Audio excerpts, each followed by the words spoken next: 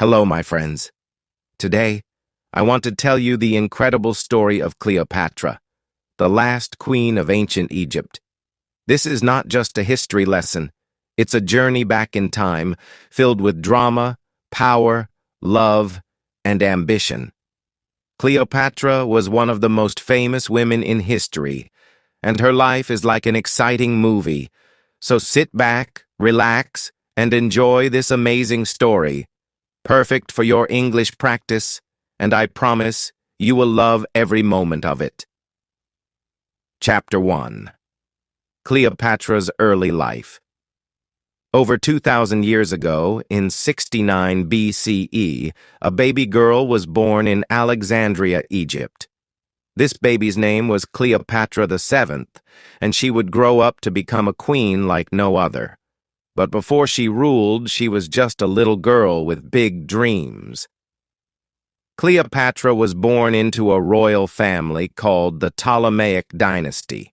This family had ruled Egypt for many years, but they were not originally from Egypt. They came from Greece. Cleopatra's ancestor, Ptolemy I, was one of Alexander the Great's generals, and he became the king of Egypt after Alexander's death. So Cleopatra's family was both Greek and Egyptian. Cleopatra's father was King Ptolemy XII, and her mother might have been Cleopatra V. But historians are not completely sure about her mother's identity. Cleopatra grew up in a palace surrounded by luxury. She had servants, beautiful clothes, and the best education. But life in a royal family was not as easy as it seemed. There was always danger. Family members fought for power and sometimes even killed each other to become king or queen. From a very young age, Cleopatra learned that knowledge was power. While most women in her time were not educated, Cleopatra studied hard. She learned many languages, including Greek, Latin, Egyptian, and even Hebrew. It is said that she could speak at least 7 languages fluently. This was rare and made her very special. Cleopatra was also curious about everything. She studied science, math, literature, and politics. She wanted to be more than just a queen who wore a crown.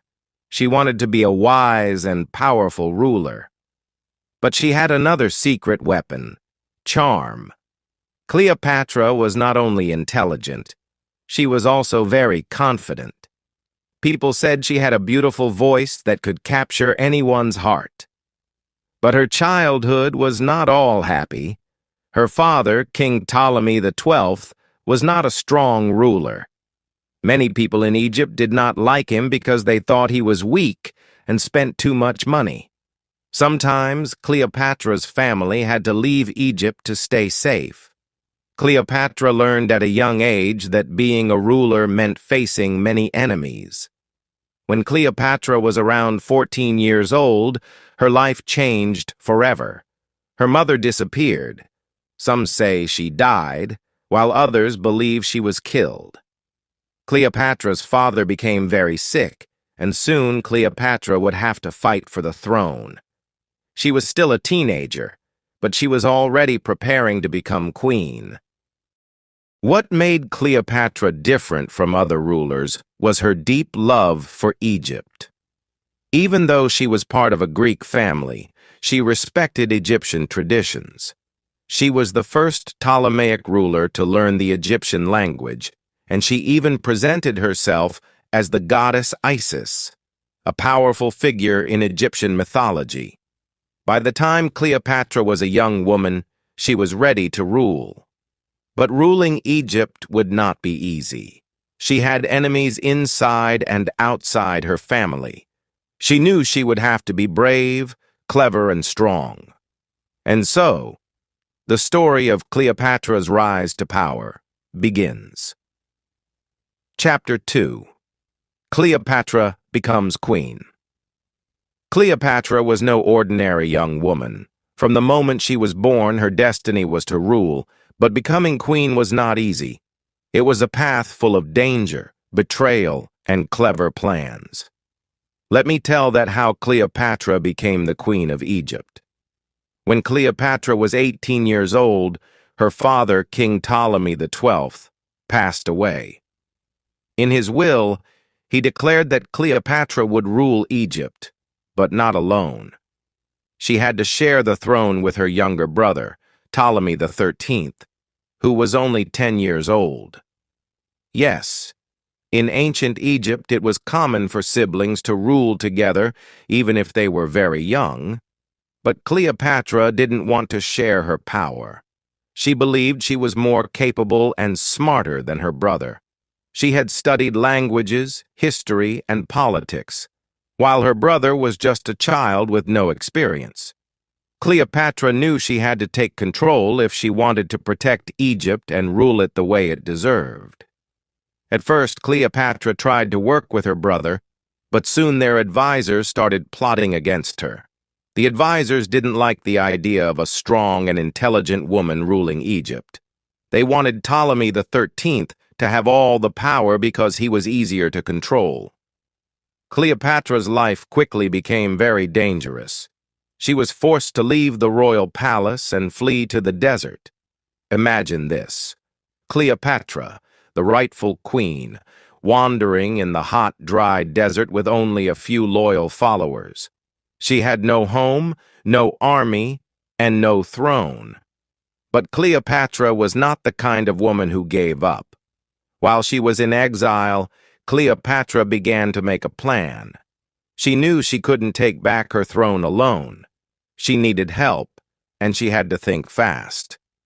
Luckily, at this time, a powerful Roman general named Julius Caesar arrived in Egypt. Caesar was one of the most famous and influential men in the world, and Cleopatra saw an opportunity. Cleopatra decided to meet Caesar, but she knew she had to do something dramatic to grab his attention. She couldn't just walk into the palace because her enemies would stop her. So she came up with a bold and clever idea. One night, Cleopatra had her loyal servant wrap her in a large carpet. Yes, a carpet. Then, the servant carried the carpet into Caesar's quarters as a gift. When the carpet was unrolled, Cleopatra appeared, looking stunning and full of confidence. Imagine Caesar's surprise when this beautiful, intelligent young woman emerged from the carpet. Cleopatra spoke to Caesar with charm and intelligence. She told him about her struggles, her love for Egypt, and her dreams of becoming a great queen. Caesar was impressed. He saw that Cleopatra was not just beautiful, she was also brilliant and ambitious. Caesar agreed to help Cleopatra regain her throne. Together, they planned a way to defeat Ptolemy XIII and his advisors. Cleopatra's enemies didn't stand a chance against the combined forces of Cleopatra and Caesar. After a fierce battle, Ptolemy XIII was defeated, and Cleopatra was restored as the Queen of Egypt. But Cleopatra wasn't just satisfied with regaining her throne. She wanted Egypt to become powerful and respected again. She started working closely with Caesar to strengthen her country. She introduced new policies, improved trade, and even built a strong relationship between Egypt and Rome. Chapter 3. Cleopatra and Julius Caesar. Cleopatra was now the Queen of Egypt, but her life was far from peaceful. She had won her throne back with the help of Julius Caesar, one of the most powerful men in Rome. But their story wasn't just about politics. It was also about love, ambition, and danger. After Cleopatra defeated her brother, Ptolemy XIII, with Caesar's help, she became the most powerful person in Egypt. But she didn't want to just rule Egypt. She wanted to make her country strong and respected across the world. She knew that having Caesar by her side could help her achieve her dreams. Cleopatra and Caesar spent a lot of time together after the battle. Cleopatra admired Caesar's strength, intelligence, and ability to lead armies. Caesar admired Cleopatra's beauty, charm, and clever mind. Even though Caesar was much older than Cleopatra, he was around 52 years old while Cleopatra was only 21, their connection was strong. Cleopatra invited Caesar to stay in Egypt, and he agreed. Together they explored the beautiful city of Alexandria, sailed along the Nile River, and talked about their plans for the future. Cleopatra showed Caesar the rich culture and history of Egypt, and Caesar was impressed. He saw that Egypt was not just a land of deserts and pyramids, it was a powerful and wealthy country with great potential. During this time, Cleopatra became pregnant. In 47 BCE, she gave birth to a son, whom she named Ptolemy Caesar, but people called him Caesarion, which means Little Caesar. Cleopatra believed that Caesarion would one day unite Egypt and Rome, creating a powerful empire. She wanted her son to be a symbol of strength and unity. But their happiness didn't last long. Cleopatra and Caesar's relationship caused a lot of problems. Many people in Rome didn't like the idea of Caesar being so close to a foreign queen. They thought Cleopatra was trying to take control of Rome through Caesar. Some even called her a dangerous temptress. Caesar decided to return to Rome, but he didn't leave Cleopatra behind. Instead, he invited her to come with him. Cleopatra, always bold and fearless, agreed. She traveled to Rome with Caesarion and a grand entourage.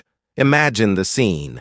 Cleopatra arriving in Rome with golden chariots, exotic animals, and beautiful Egyptian servants. She wanted to show the Romans the wealth and power of Egypt. In Rome, Cleopatra lived in a luxurious villa provided by Caesar. She attended banquets, met important Roman leaders, and even influenced Roman fashion with her Egyptian style. But not everyone welcomed her. Roman women were especially unhappy because Cleopatra was so different. She was confident, glamorous, and unafraid to stand out. While in Rome, Cleopatra witnessed Caesar's rise to power. He declared himself dictator for life, meaning he had complete control over Rome. Cleopatra hoped that this would strengthen their alliance, but trouble was brewing. Many Roman senators were unhappy with Caesar's growing power, and they started plotting against him.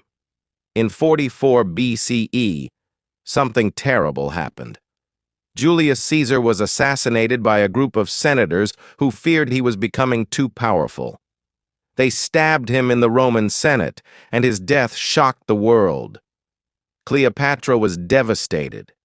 She had lost her greatest ally and the father of her son. Cleopatra knew that her life was in danger. Without Caesar, she had no protection in Rome. Many people saw her as a threat, and she had to act quickly. She gathered her servants, her son, and all her treasures, and fled back to Egypt. Back in Egypt, Cleopatra was determined to stay strong. She mourned Caesar's death, but didn't let it stop her. She continued to rule Egypt with wisdom and courage. She strengthened her army, improved the economy, and prepared for whatever challenges would come next. Cleopatra also made sure to protect her son, Caesarion. She wanted him to grow up as a strong leader who could one day fulfill her dream of uniting Egypt and Rome.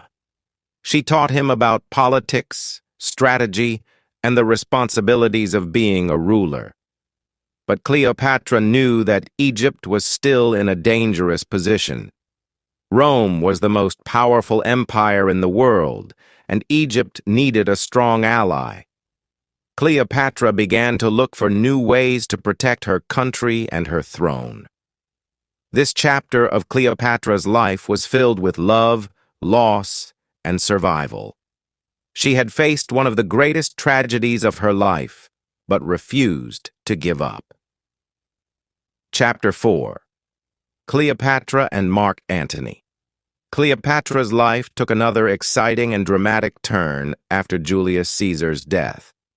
This chapter is about Cleopatra's meeting with Mark Antony, one of the most powerful leaders in Rome, and how their story became one of the most famous love stories in history. After Julius Caesar died, Rome was in chaos. Many powerful men were fighting to take control of the empire. Among them were Mark Antony, Octavian, Caesar's adopted son, and Lepidus. Together they formed the Second Triumvirate to rule Rome, but it was clear they didn't trust each other.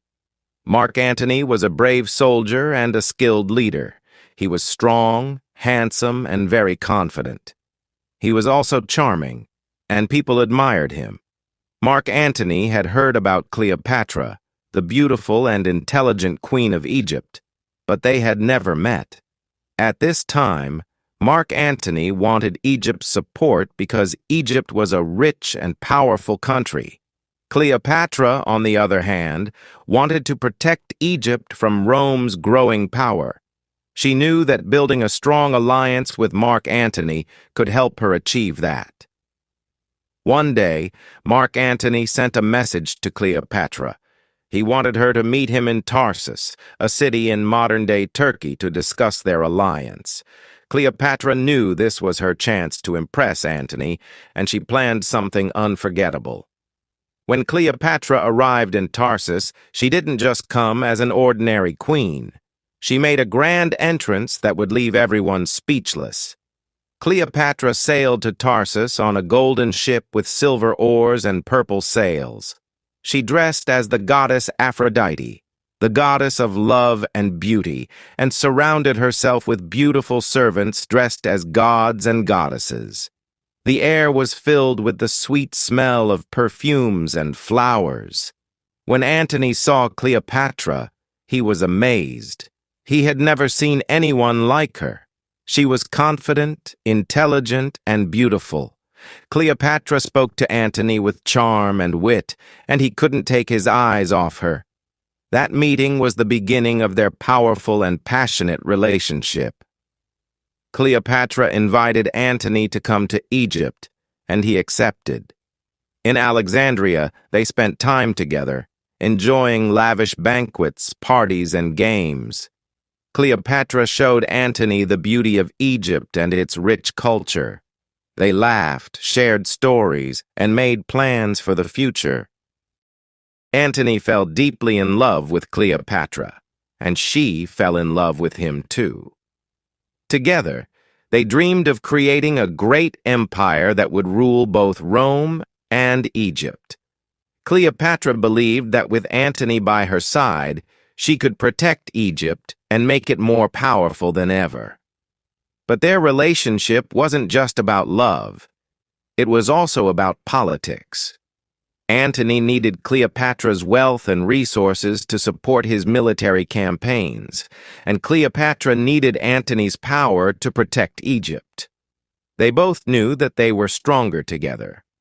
Cleopatra and Antony's love grew stronger, and they even had 3 children together: a son named Alexander Helios, a daughter named Cleopatra Selene, and another son named Ptolemy Philadelphus. Cleopatra was proud of her family and believed her children would one day rule a great empire. However, not everyone was happy about their relationship. In Rome, Antony's alliance with Cleopatra made many people angry, especially Octavian. Octavian saw Cleopatra as a threat and accused her of trying to take control of Rome. He began spreading rumors that Cleopatra had bewitched Antony with her beauty and charms. Antony's alliance with Cleopatra also caused problems in his personal life.